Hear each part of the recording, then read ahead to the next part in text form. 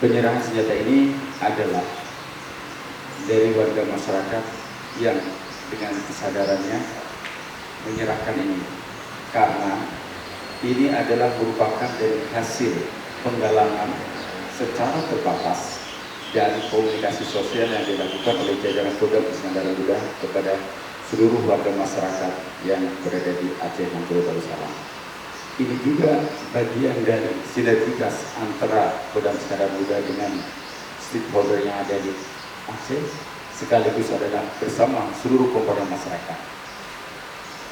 Rangkaian kegiatan yang dilakukan ini tujuannya adalah yang pertama, menciptakan situasi kondusif di Nanggro Aceh Darussalam atau Provinsi Aceh, dan kemudian juga membuat keyakinan kepada masyarakat bahwa Provinsi Aceh secara umum kondusif, aman, dan nyaman. Bukti inilah yang disampaikan kepada rekan-rekan wartawan masyarakat dengan penuh kesadaran bahwa saat sekarang masyarakat benar-benar sudah menikmati situasi yang sampaikan tadi, kondusif, aman, dan nyaman, sehingga mereka tidak perlu mempersiapkan diri untuk mengamankan diri, karena yakin sekali situasi di wilayah Aceh secara keseluruhan sudah aman dan nyaman. Nah, oleh karena itu saya juga menghimbau kepada seluruh masyarakat lewat rekan-rekan wartawan untuk sampaikan,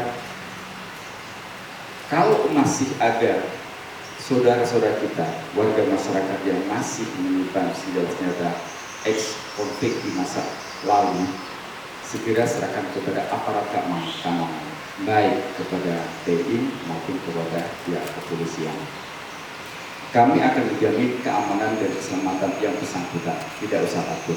Kalau menyerahkan itu dengan penuh kesadaran, otomatis tidak akan jamin keselamatannya.